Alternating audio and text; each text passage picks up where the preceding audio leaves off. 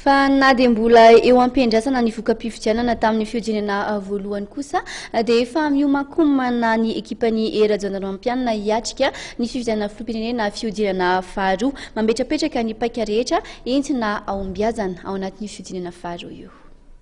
Tsy manana kandida amin'ny fifidianana solombavam-bahoaka ny ekipan'ny era gendarme-pianina ary fantoka tanteraka amin'ny fifidianana filoham-pirenena izy ireo araka ny fanamarinana izay nentiny talen'ny fampilezakevitra ity kandida ity. Miomana tanteraka amin'ny fiatrenan'ny fiodinana faharoa ihany koa ny ekipan'ity kandida ity ka era gendarme-pianina ny kandida ho an'ny firaisam-pirenena no filamatra entin'izy ireo amin'ny fiodinana faharoa io.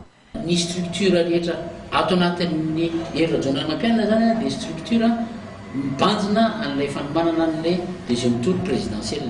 Ny dikan'izany dia zao hoe izahay zany amin'izao fotoana zao ny era gendarme-pianina zany dia nanana an'olo mazava loatra ny ataoko hoe ny slogan ny titre hoentina moa zany zao dia hoe era gendarme-pianina candidat ho an'ny firaisam-pirenena. Zay zany zavatra aro satria zay zay tokoa ny mahany era gendarme-pianina azy ary zay taratra ilay hoe era gendarme-pianina dia candidat d'ouverture, candidat de rassemblement dia dikan'izany ny déclinaison zany mazava loatra fa tena candidat ho an'ny firaisam-pirenena. Zay zany zao ny ataoko hoe ny ino moa ny ilazana zany teny entina hitondrana ny propagande amin'ny deuxième tour.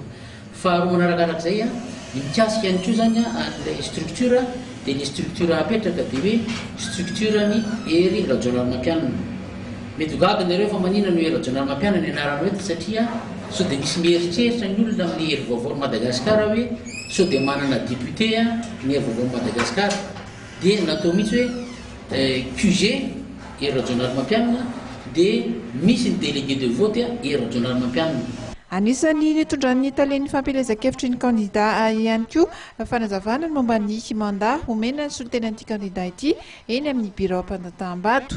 Misy mandat zany nomena ny solotena tsirairay any amin'ny ratsa amakaiky any amin'ny rehetrarehetra ka ny mandat zany nomenay an'ireny solotena ireny na ahafahan'zareo zany nanindry ny délégué de vote any amin'ny rehetrarehetra tany.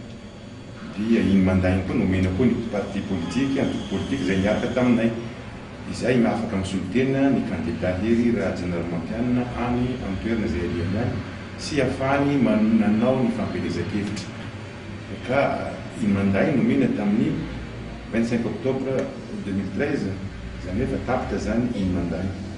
Manomboka zao zany miandry ny pitsopitso ny ara-panjakana dia à partir an'izay zany manomboka amin'izay zany no manome mandat vaovao koa zany zahay ho an'ireo responsable tokony andraikitra rehetrarehetra any amin'ny base any. Araka izany dia ao anatin'ny fanomanana ny fiatrenana ny fifidianana filoham-pirenena fiodinana faharoa ny ekipan'ny candidat ny hery vaovao an'i Madagasikara